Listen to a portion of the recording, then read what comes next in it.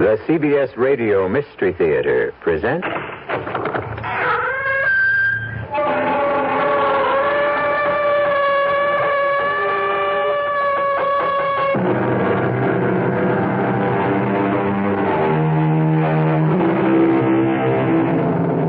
Come in.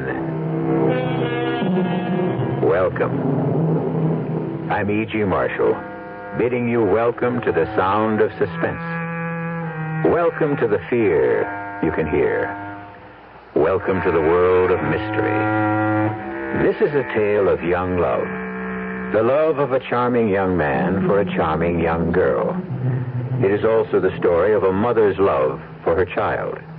As you can see, this story is positively dripping with love. But don't be dismayed, because love, like a door, has two sides. And when the other side is hatred, it can drip with venom and gore. You're a liar, Mr. Snowden. Don't you think I know what you are? You're wrong, Mrs. Daniels. I love your daughter. Why? Because I do, that's all. You can't explain something like that. Listen to me, young man. Even her own father couldn't bear to look at Bonnie's face. That's why he left her so much money, because he felt guilty for what he felt for his own poor, homely daughter. Mrs. Daniels, listen to me. You're a liar, and a thief.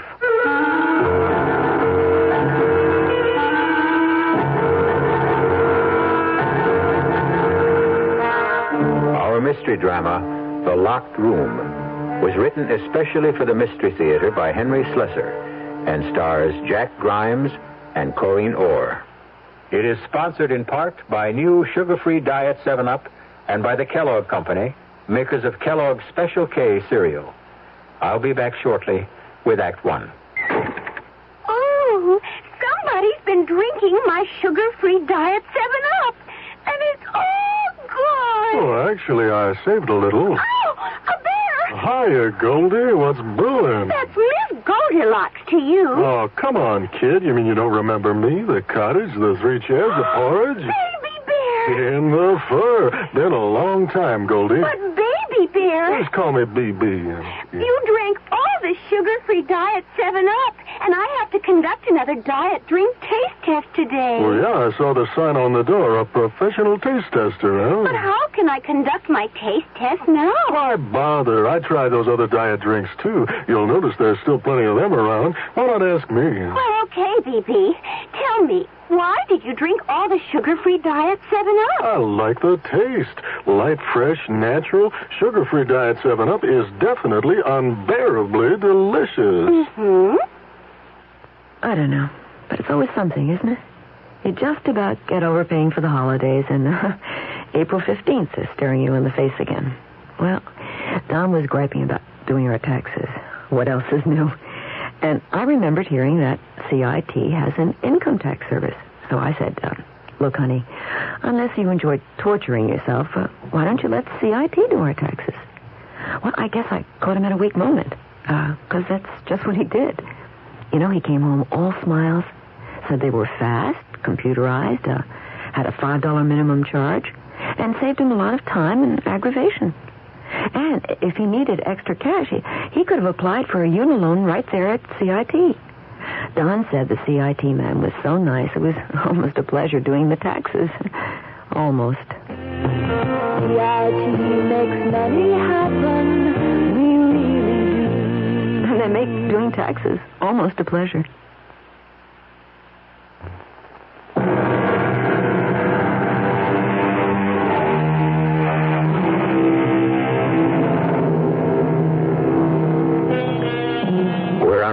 Highway that winds its way into the hilly regions upstate. The hour is late, and the sleek white sports car whose hood ornament faces north is the only vehicle for miles around. Even the sound of its purring engine doesn't seem to disturb the quiet of the countryside. But inside the car, the sound level is something very different. Davy, please, turn that down before I go deaf. Oh, what's the matter? Don't you like music? Yeah, that's why I'm trying to save my hearing. Okay. Yeah, is that any better? Much. Hey, how much longer is this going to take? You said it was only 30 miles or so to the house, and we must have driven 50. We have not. You're not watching the mileage. Listen, there are so many gadgets on this dashboard, I wouldn't even know where the speedometer is. But you do like the car, don't you? Like it? Hey, Bonnie, do you know what I've been used to driving all my life? Second-hand pickup trucks. That's about all our folks could afford. I hated this car at first when Mother gave it to me. I mean, she must have thought it was what every young girl wanted on her 17th birthday. But the truth is, I was scared stiff of it. Well, why should you be? I don't know. Just was. It always felt like it was running away with me.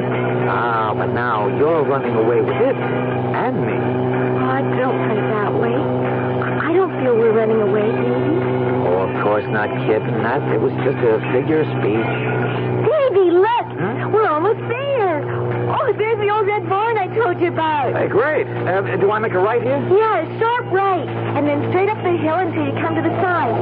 Is it still there? When was the last time you were here, anyway? About 10 years? No kidding. Yeah, that's right. I was only 8 when we left. Oh. Davy, there it is. You can see the chimneys. Oh, wow. Yeah, how many chimneys does the house have? It seemed like hundreds. There was a fireplace in every room except the bathroom. Wait till you see it, Davy. Oh, just wait.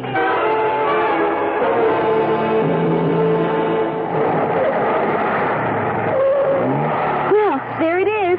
What do you think? Now, that's what I call a real funky old house. How big is that place? It has 4 floors and I guess about 30 or 40 rooms. I never counted them. All those rooms and nobody living in them? I know. It does seem like a terrible waste, doesn't it? Oh, Bonnie, you're speaking to one-room Davy Snowden, remember? The only place I lived in my whole life with more than one room was the farmhouse. Yeah, well, that had 3. Oh, I wish you wouldn't keep talking about that. I mean, you know, how poor you were. Okay, kitten. Rich little girls get to feeling guilty when they hear stuff like that. Look, let's not sit out in the car all night, huh? Let's go look at that old haunted house. It is not a haunted house. You sure you got the key now? Yeah, right here in my purse. And the lights are working? I told you, we rent the place every summer. We have to keep the electricity turned on. Well, let's go then.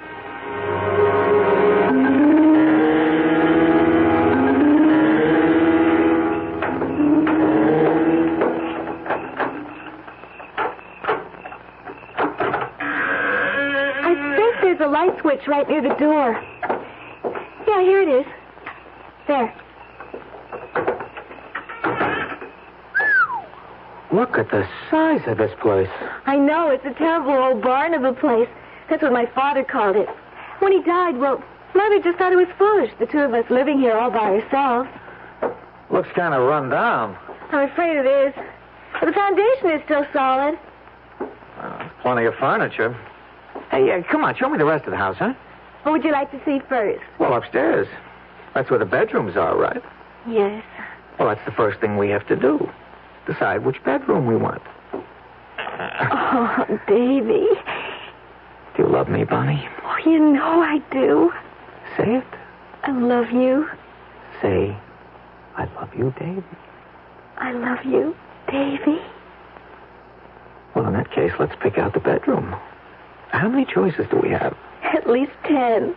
Oh, it might take us all night. Come on.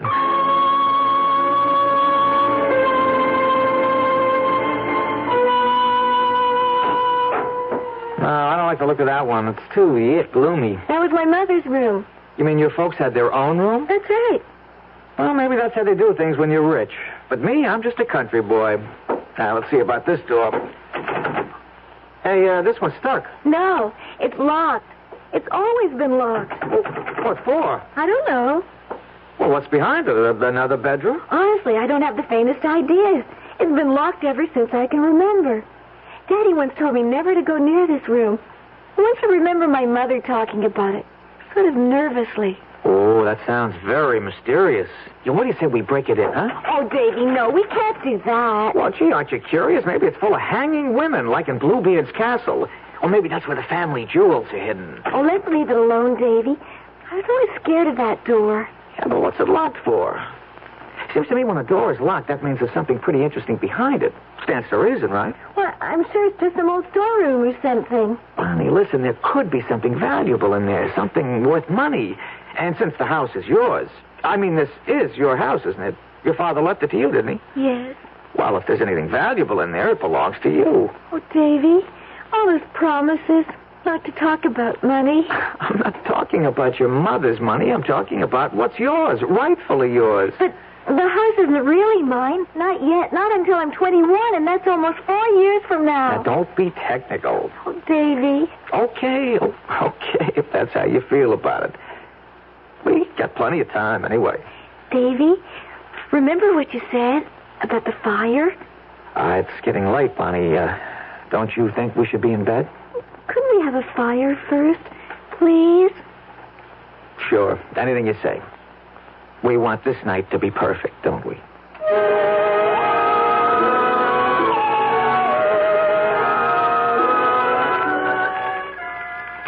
Yeah, I guess I am a little like that.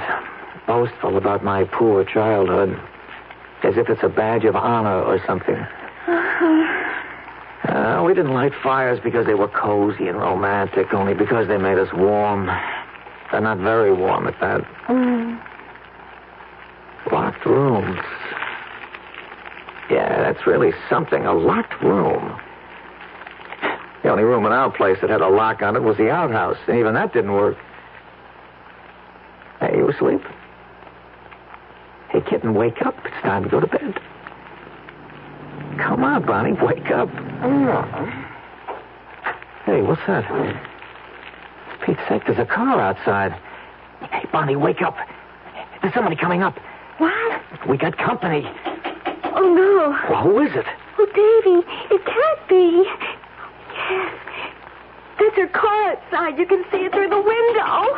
You mean it's a neighbor or something? No, it's my mother. Oh, wow. Oh, I have to let her in. She knows I'm here. She saw my car outside. Well, I'm surprised you two aren't in bed already. That was the general idea, wasn't it? Mother, please, let me explain. I suppose you're David Snowden. Yes, I am, Mrs. Daniels. I see we have no trouble recognizing each other. Bonnie, fix your clothes. They're a mess. I was just lying on the rug in front of the fireplace. Yes, I've heard all about you, Mr. Snowden. Thank goodness I had the sense to think of this place when Bonnie didn't show up at home. You have it all wrong, Mother. Davy, tell her. Mrs. Daniels. Never mind. I understand everything. I was afraid something like this might happen as soon as Bonnie started mentioning you in her letters from school. Bonnie, get your things. We're going home. Mrs. Daniels, listen to me. Sorry to break up your party, young man. We're married, Mrs. Daniels. What did you say? Bonnie and I were married this afternoon. I've got the license right here. It's true, Mother. We were married in Elkton. That can't be. You're underage. Not in Elkton, Mother. 18 is old enough. Davy and I are married, so you can't tell us what to do. For the love of heaven. I think I have to sit down. Oh, well, here, Mrs. Daniels. I'll just get the sheet off this chair Mother, here. please try to understand. I understand, Bonnie. I went through a dozen Davies when I was your age. Oh, Bonnie. Oh, my poor Bonnie. Well, now, you don't have to feel sorry for her, Mrs. Daniels. Don't I? No, because I love her. I suppose you have no money. Mother! Be quiet. No, Mrs. Daniels. My family were farm people. My father's dead, my mother's alive, but I don't even know where. But you don't have to worry about that, Mrs. Daniels. I didn't marry your daughter because of money. Didn't you? No, I didn't. Bonnie and I talked about it. I almost didn't marry her because of that, because of what people like you would say. You're a liar, Mr. Snowden. Don't you think I know what you are? You're wrong, Mrs. Daniels. I love your daughter. Why? Because I do, that's all. You can't explain something like that. Listen to me, young man. Even her own father couldn't bear to look at Bonnie's face. That's why he left her so much money, because he felt guilty at what he felt for his own poor, homely daughter. Oh, Mother, don't, please. Mrs. Daniels, listen to me. You're a liar. A liar. And a thief. Stop it. Stop You've got a it. smooth tongue, Mr. Snowden. A handsome face and a smooth tongue. And I'm sure you've convinced my daughter that you're utterly sincere. But it's only her heart you want to steal, not her fortune. I love Bonnie. That's all there is to it. We're married, and there's nothing you can do about it. You're quite wrong. There's everything in the world I can do about it. I intend to have this marriage annulled immediately. You can't do that. You have no idea how much money can do, young man. Bonnie, I'm going home now, and I want you to come with me. No, I Don't won't. make it any worse than it is now. I won't go with you. You see how it is, Mrs. Daniels? Yes. I see how it is. Very well, Bonnie. But you'll regret this. Mark my word. Mother, I can't live without Davy. If you make us separate, I'll never forgive you. You will, darling. Strangely enough. I'll kill myself. Do you hear, Mother? I'll kill myself if you do this. Now, don't talk nonsense. You think your heart will break. But it won't. A heart doesn't break. It withers. That's what I don't want you to find out. Goodbye, Bonnie. I mean it. I'll kill myself. Oh, Davy.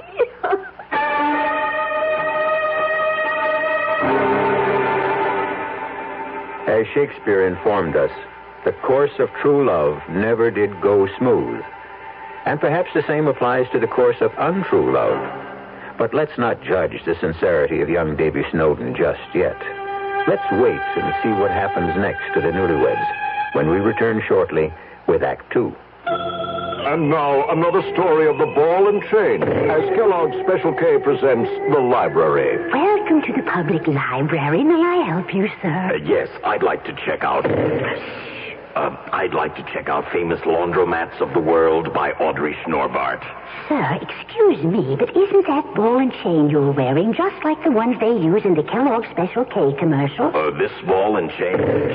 Yes, that one. How are you going to get rid of it? Well, lots of good exercises, and by eating smart at every meal, starting with the Special K breakfast. Don't you have to watch your calories? Yes, and the Special K breakfast is less than 240 calories. Less than 240 calories? Right. A 1-ounce bowl of high-protein Special K, 4 ounces of skim milk, tomato juice, and coffee. It's really tasty, and it's going to help me get rid of this ball and chain. I'd say it's long overdue, get it? Your happy ending could begin with the Special K breakfast from Kellogg's. You're probably well aware of the advantages of a well-tuned car in helping you obtain better gas mileage. A well-tuned car can run more efficiently, more economically. If all cars were properly tuned and operating efficiently, we could save millions of gallons of gas. To help you evaluate your car's efficiency, your participating GM dealer has 2 new energy checks available.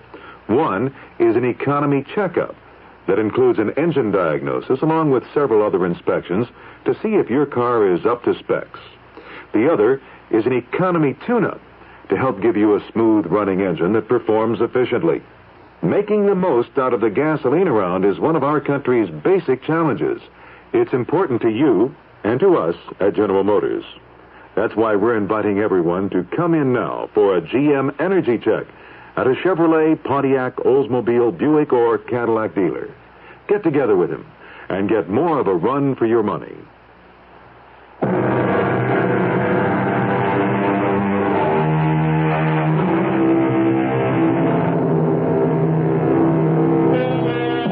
Now let's return to the locked room. The door we're looking at right now isn't the door to the old Daniels mansion upstate. This door is reached by walking up several long flights of stairs before you can read the faded numerals 4G. Are we there, Davy? Yeah, honey, here we are. Hey, you're wounded pretty bad. No, I'm all right. I warned you that I'm not very strong. And I warned you that a 4th-floor walk-up is no fun. We don't have anywhere else to go, Davy. Yeah, I know that, all right. Well, brace yourself. Here's the Snowden residence. I suppose I should carry you over the threshold. Well, come on in. Don't just stare at it. It's, not at all bad, Davy. Really. No, you don't have to say that. Don't say anything except I love you. That's always nice to hear. You know that I love you, Davy. And close the door and show me. Oh, Davy. Davy, I'm so worried. Yeah, I knew that my room would affect you that way. I don't care about the room. Anywhere is all right if I'm with you. We'll get along. And then I'll have the money my father left me. Yeah, and 3 years, if you survive that long. I'm sure my mother will change her mind about us. I'm sure of it. As soon as she gets to know you. Oh, Bonnie, couldn't you tell? It was hate at first sight. She took one look at me, and it was hate kill. Davy, do you think she can really do what she said? Get our marriage annulled? I don't know. It was a legal marriage. I mean, you didn't need parental consent in that state. But she's so smart about such things. She's run my father's company since he died. She has all these lawyers on her payroll. Stop worrying about it, Bonnie. But what if she could do it? I couldn't stand that, Davy. Stop worrying, I said. You got one thing going for you, kitten, and that makes all the difference in the world. Your mother loves you. She wouldn't hurt you for anything. Davy, tell me the truth. Do you think I'm homely? I think you're beautiful. Oh, I know that isn't true, but I'm not really repulsive, am I? Are you kidding? Come here. Oh, Davy. It's true about my father. I know that. He was so disappointed that I wasn't pretty. He must have needed glasses. Who's that? Nobody even knows I'm here. Hello? Is this Mr. David Snowden? Yeah, that's right. Who's this? My name is Hedinger, Mr. Snowden. I'm an attorney, Hedinger and Doles. We're on Vanderbilt Street. Yeah, so? One of my clients is Mrs. Harriet Daniels. I'm sure the name is familiar to you. Yes, I've heard of her. I was wondering if we couldn't get together to discuss a certain matter regarding her daughter, Bonnie. You mean my wife, Bonnie? Who is that, Davy? Yes, that's right. I wonder if it would be convenient for you to come to my office sometime this afternoon. Yeah, well, I'm sorry, Mr. Hedinger, but Mrs. Snowden and myself are a little busy at the moment. Well, what about tomorrow, then? Would that be possible? Is it my mother's lawyer? Yeah, one of them anyway. I beg your pardon? All right, Mr. Hedinger. I'll come to your office tomorrow. Say about 10 o'clock? That would be just fine. The address is 50 Vanderbilt. We're on the 21st floor. I'll be there. Well, it looks like the fun is starting. Oh, Davy.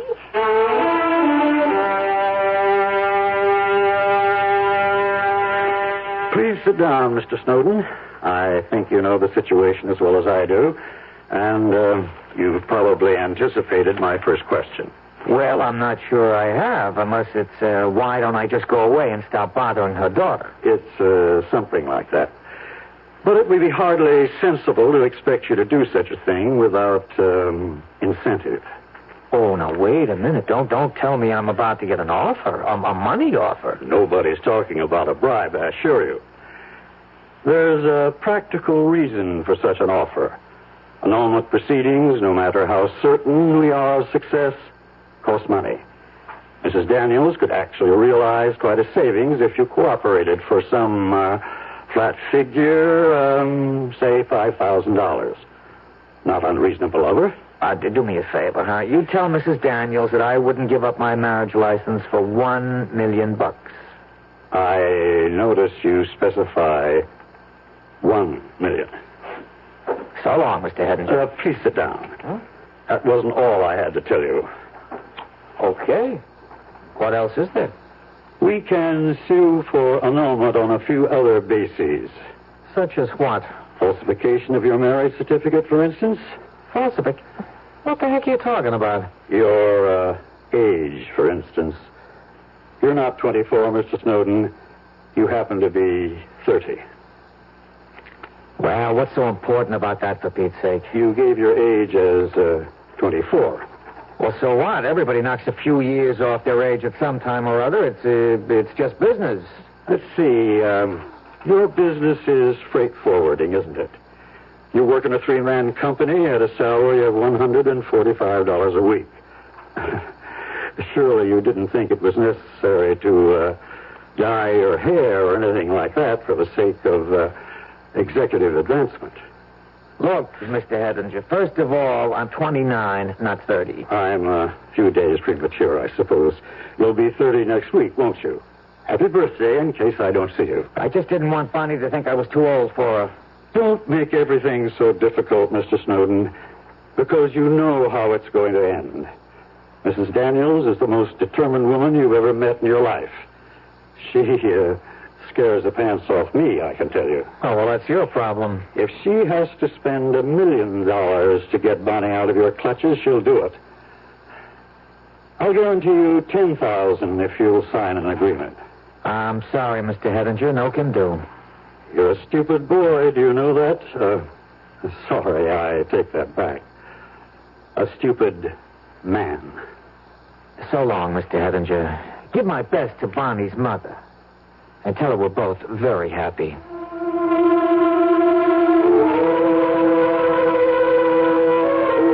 Davy, it's horrible. We don't have a chance. I know we don't. Well, it doesn't look good, that's for sure. You should have told me the truth. You should have told me you were really 27. But I don't know. I just didn't want you to think that I was still an undergraduate at that age. Oh, there's got to be some way out, Davy. There has to be. If you could just talk to her. She won't give me the chance. She's made up her mind that all I want is your lousy money. Well, what if there wasn't any money? What if I signed away the rights to the money my father left me? That would make her believe us, wouldn't it? Well, that's pretty drastic, kitten. I mean, that money is yours. When you come of age, you're entitled to it. But I don't care about money, Davy. Well, you don't now, maybe, but later, I couldn't have you making that kind of sacrifice for me. Bonnie, you probably hate me for it later. Oh, I could never hate you. I love you so much. I think I'll love you after I'm dead. Davy, what are you thinking? Nothing. Davy, you don't care about the money, do you? Please talk to me. Bonnie, I have an idea.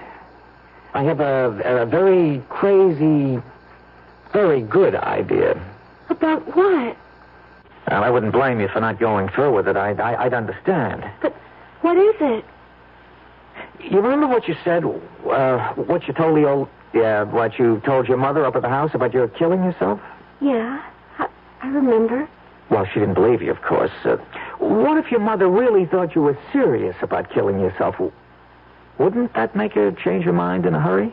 Well, yeah, I suppose it would, but we could never fool her about such a thing. No. If we were smart, we could. No, she's smarter than both of us put together. I know her, Davy. There's just no fooling her. Wait a minute. Wait. Don't throw it away so fast. Let's talk about it. Let's think for a minute. But it just wouldn't work. Yeah, but if you really did try, Bonnie, only you didn't try too hard, only enough to make it look good. Well, how can I do that?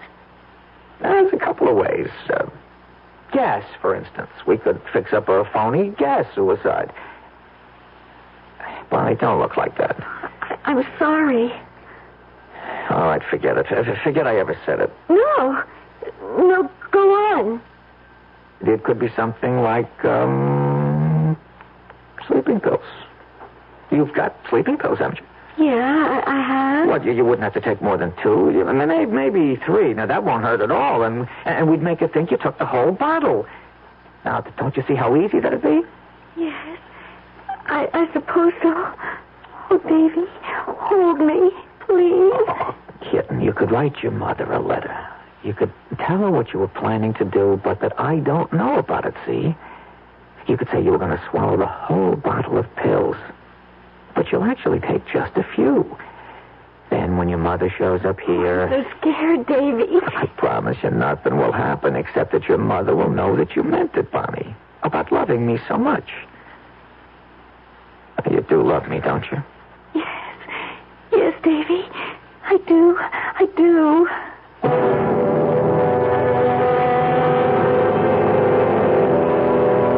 There's another famous saying about love, that it conquers all. Presumably that includes time, distance, and mothers-in-law. But will love and deception succeed together? We'll find out shortly when I return with Act 3. Ever tall, frosty glass of Amplitude? Well, if your beer is Budweiser, you've had it often. Amplitude is a fancy word for the entire taste phenomenon, the total experience of flavor. Next time you take a healthy swallow of Bud, watch what happens. Think about the sensations you're experiencing. Notice how the flavor of Bud comes on nice and easy. Not too strong, not too quick, just right. Notice the clean, crisp togetherness of Bud's taste. Everything in perfect balance, with no single element jumping out at you. And there'll be no aftertaste either, no hanging on. And you'll be refreshed and ready for another glassful. Actually, Bud drinkers have been experiencing Amplitude for years, but they never phrase it that way. They just say Budweiser, and that says it all. Anheuser-Busch, St. Louis. It's so good to see the green grass grow again. After years of being careless, now the folks seem to know it's time to pitch in. Time to pitch in. We can breathe a fresher air. There's more beauty everywhere. 'Cause more people seem to care. They're all pitching in. We've got to pitch in to clean up America. We've got to pitch in to clean up America. And if everybody keeps pitching in, we can call on America.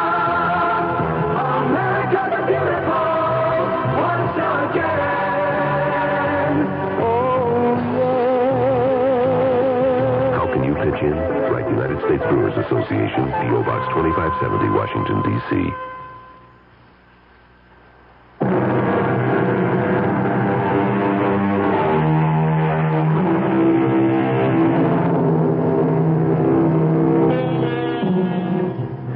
Seem very normal in apartment 4G, the one-room residence of the newlyweds, Bonnie and David Snowden.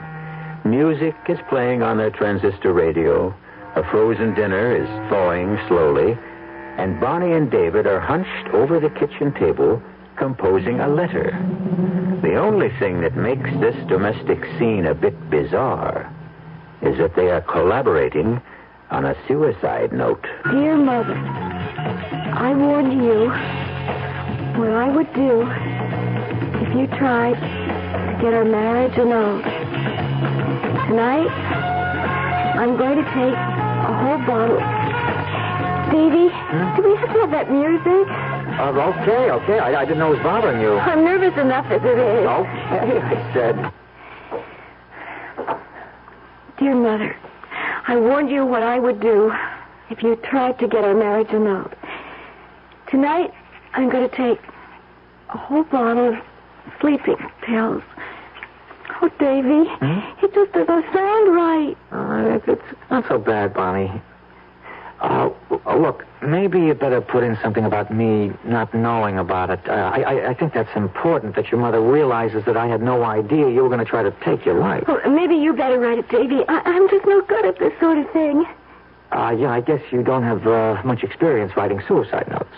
Well, I just can't help feeling it's wrong. Wrong? What? How? Well, you know. No, I don't. The only thing that could be wrong about it is if it didn't work. But, okay, if you've got cold feet, okay, we'll let your mother go through with it. We'll let that lawyer Hedinger get our marriage annulled. Is that what you want? Well, you know it isn't. And have you got a better idea than this? Have you? No. And tell me what you want to do, Bonnie. You name it. Well, just tell me what to write in the letter. Well, the first line is okay. Only after that, I think you should say, Davy doesn't know I'm doing this. I didn't want anyone to know so that nobody would stop me. Wait a minute, not so fast. Well, you don't have to put it down exactly the way I said it. Make it sound like yourself, you know. Yeah, I'll try. And, what else? Say something about, I'm doing this because I love Davy, because I can't live without him. Yes. That'll make her understand. You see, she'll realize that you might try to kill yourself again if she broke us up. And if she loves you, she won't want that to happen, Bonnie. You see? Yes. Hey, come on. You're getting tears all over the letter. Oh, Davy. Go on, Bonnie. Now, sign it.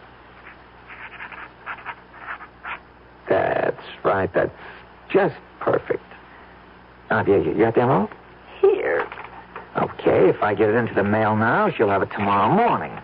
Now, she's sure to phone here as soon as she receives it. Baby, she might even call the police. Oh, it doesn't matter who she calls. Police, a doctor, it'll be okay. I mean, you'll really be asleep, Bonnie. You'll take just enough pills to put you into a nice, deep sleep. Understand? Yes. I understand. Now, I'll be right back, sweetheart. I'll just run downstairs and mail this, huh? All right, Davy, but hurry back. I don't want to be alone.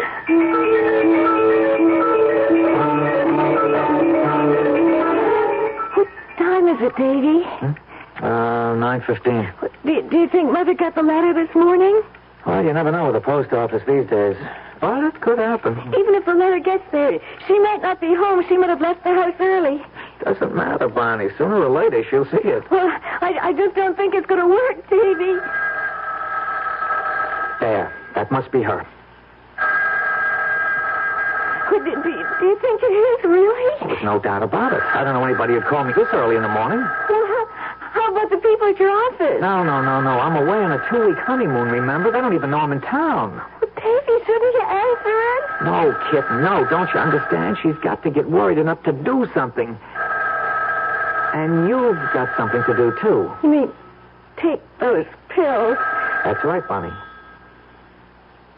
Hey, you see? She stopped calling. She's probably on her way over here right now. Get the pills, Bonnie. Yes, I have them right here. There are only 3 of them. Okay, get you a glass of water. All right. Davy, you're sure it'll be all right? I'm sure, Bonnie. It takes like a dozen of these things to hurt you. You just take a couple. Yeah, no, you better make it all 3, just to make sure you're fast asleep when your mother gets here. She's only about half an hour away. Well, that's time enough if you take them now. Yeah, all right. You can trust me, Bonnie. You know that. I won't let anything happen to you. Yeah, I know that. I know that, Davy. Okay, now, come on, take the pills, sweetheart. Yes. There. That wasn't so hard, was it? No. Now, all you have to do is go back to bed. Go to bed and sleep. That won't be so hard either. Even without the pills. I slept so badly last night. Yeah, I know. Davy? Yes, kitten? Please kiss me. Kiss me. Good night.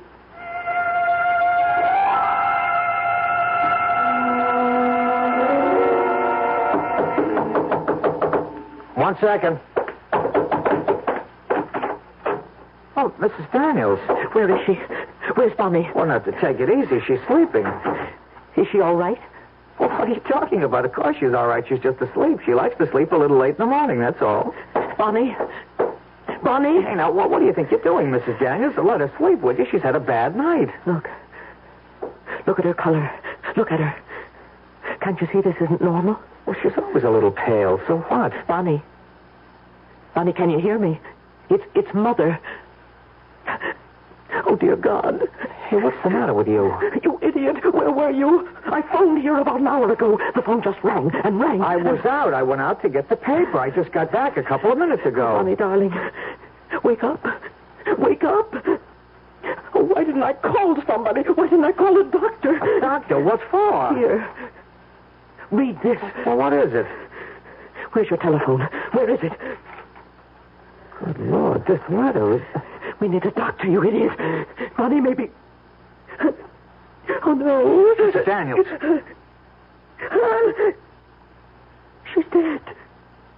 She's dead. Oh, she can't be. She's just sleeping, Mrs. Daniels. She took the pills. All those pills. There weren't that many in that bottle. Maybe she'll be okay. I'll get the doctor. It's too late. It's too late. Dead, I tell you. Bonnie, wake up, kitten. Wake up. It's all right. Everything is all right. Bonnie, for Pete's sake, it's all over now. You've got to wake up. Oh, she's so cold. Toby. Barney, wake up. Leave her alone. Can't you leave that poor girl alone, even now? Mrs. Daniels, I swear there weren't many pills in that bottle. It wouldn't have taken many. Not with Bonnie's heart. It wouldn't take us... Well, it wouldn't take many. What are you talking about? Bonnie had rheumatic fever when she was 12. Her heart's been weak ever since. No. No. Barney, please. Please. You've got to wake up.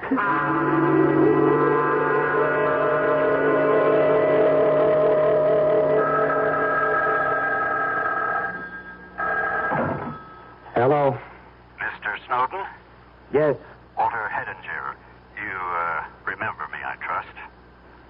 Yes, I remember you. Sorry to disturb you. I realize that you're still in, mourning, of course. What do you want?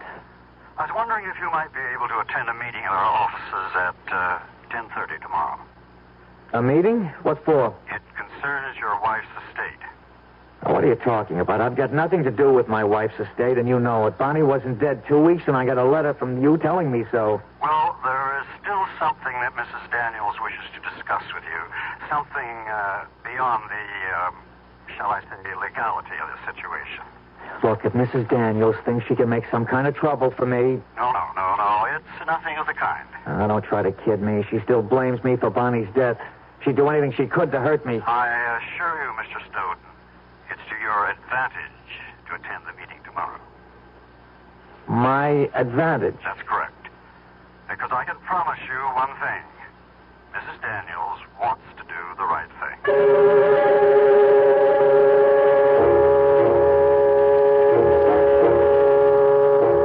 Please come in, Mr. Snowden. Yes. How are you, Mrs. Daniels? I'm as well as I can be, thank you. Yes, of course. Don't look stricken, young man. Nobody's going to hurt you. Have a chair. Thank you. Well, let's get started, shall we? Mrs. Daniels, as you know, we've already informed Mr. Snowden that he has no legal claims on your daughter's estate. Yeah, I know all about that. Did you explain why? You see, Bonnie's inheritance from my late husband wasn't due until she reached the age of 21. Since her death, it automatically reverts to me. I didn't expect anything, Mrs. Daniels. Very kind of you, I'm sure. However, Mr. Snowden, the fact that you did marry Bonnie imposes a certain kind of obligation on me.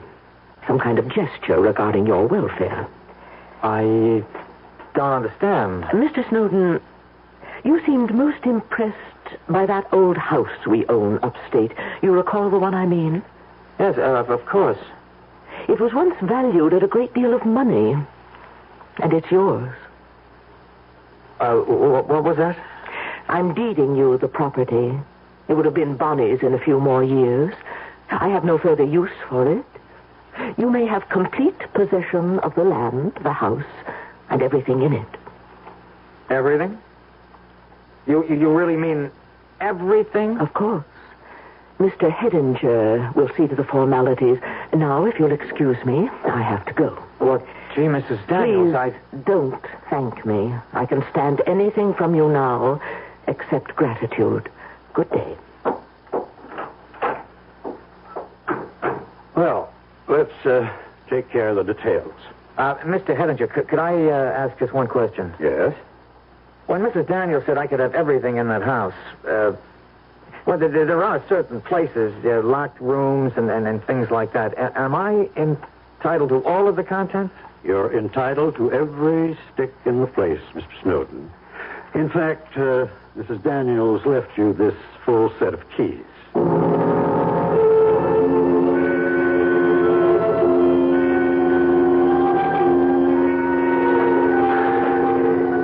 Oh, look at it. Look at it. It's all mine. The whole house, mine. God knows how much it's worth. Yeah, sure, it's run down, but the furniture alone. Now, where's that light switch? Yeah, here it is. Yeah, what did Bonnie call it? A terrible old barn. Yeah, but it's all mine, sweetheart. It's Davy's barn now.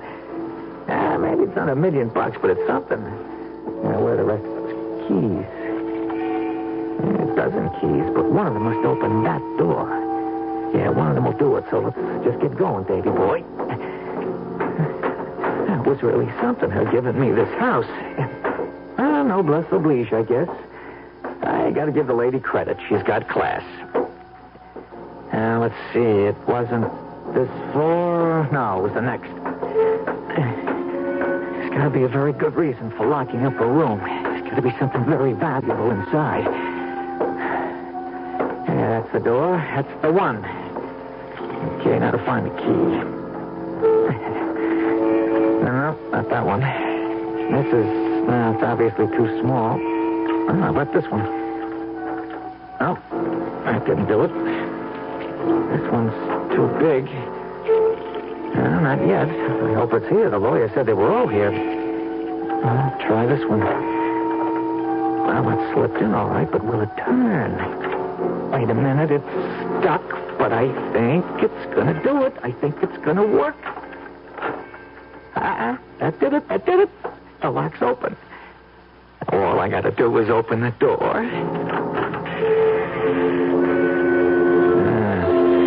Pretty dark in there. Shades are down. What? I see a lamp over there.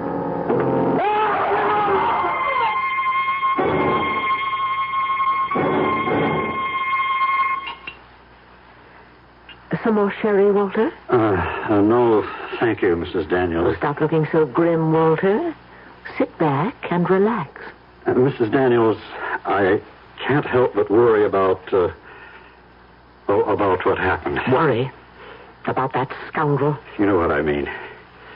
When that police lieutenant questioned me about Snowden's death, well, I didn't actually lie to him, but I didn't tell him the whole truth either. You were completely honest, Walter. I'm sure you were. No, I wasn't. You see, I'm absolutely sure you knew what you were doing when you deeded that house to him. Of course I knew what I was doing. I was being generous. But you knew what would happen, didn't you? Yes, Walter, I knew. I knew there was no treasure behind that door. Only the rotten floorboards that made us shut up the room 15 years ago. I used to argue with my husband about it. I used to say that we should have the floor repaired before someone fell through to the basement. But he was a strangely miserly man sometimes. Not nearly as generous as I am. Now drink your sherry, Walter.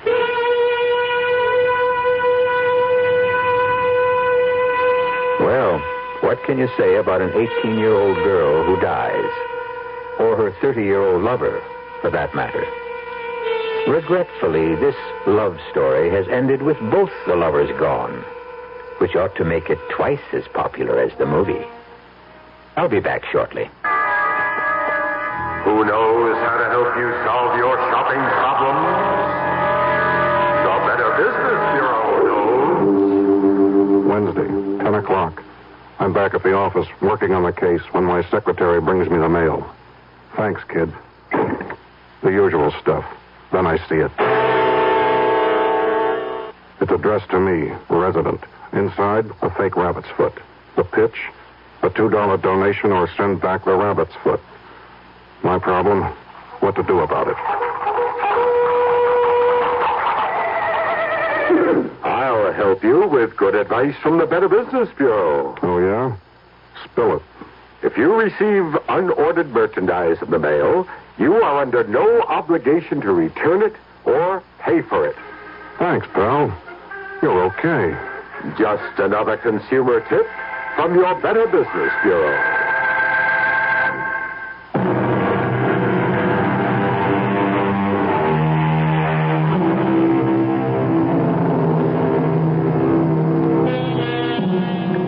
Snowden isn't the last victim you'll hear about on our Radio Mystery Theater. We intend to bring you the final dying screams of many, many more.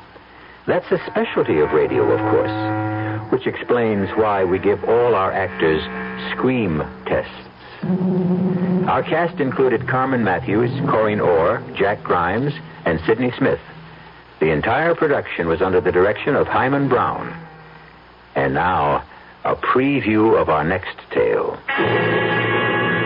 I know I'm no sort of expert, but can't you talk about your work with me?